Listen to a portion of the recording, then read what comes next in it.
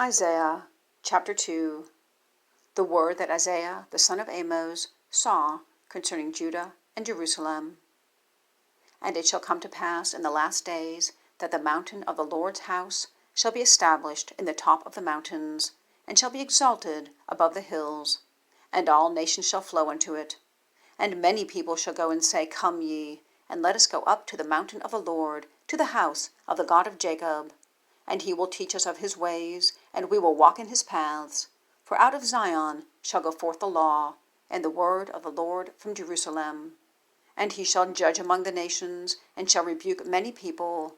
And they shall beat their swords into plowshares, and their spears into pruninghooks. Nation shall not lift up sword against nation, neither shall they learn war any more. O house of Jacob, come ye, and let us walk in the light of the Lord. Therefore thou hast forsaken thy people, the house of Jacob, because they be replenished from the east, and are soothsayers like the Philistines, and they please themselves in the children of strangers. Their land also is full of silver and gold, neither is there any end of their treasures. Their land is also full of horses, neither is there any end of their chariots.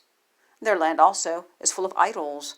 They worship the work of their own hands, that which their own fingers have made. And the mean man boweth down, and the great man humbleth himself. Therefore forgive them not. Enter into the rock, and hide thee in the dust, for fear of the Lord, and for the glory of his majesty. The lofty looks of man shall be humbled, and the haughtiness of men shall be bowed down, and the Lord alone shall be exalted in that day.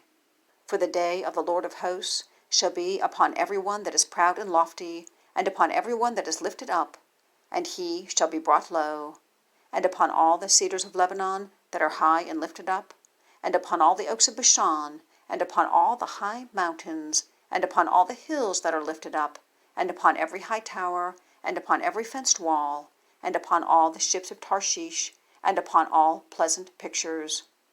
And the loftiness of man shall be bowed down, and the haughtiness of men shall be made low, and the Lord alone shall be exalted in that day, and the idols he shall utterly abolish.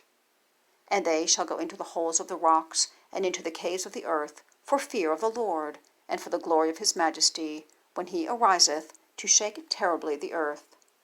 In that day a man shall cast his idols of silver, and his idols of gold, which they made each one for himself to worship, to the moles and to the bats, to go into the clefts of the rocks, and into the tops of the ragged rocks, for fear of the Lord, and for the glory of his majesty, when he ariseth to shake terribly the earth.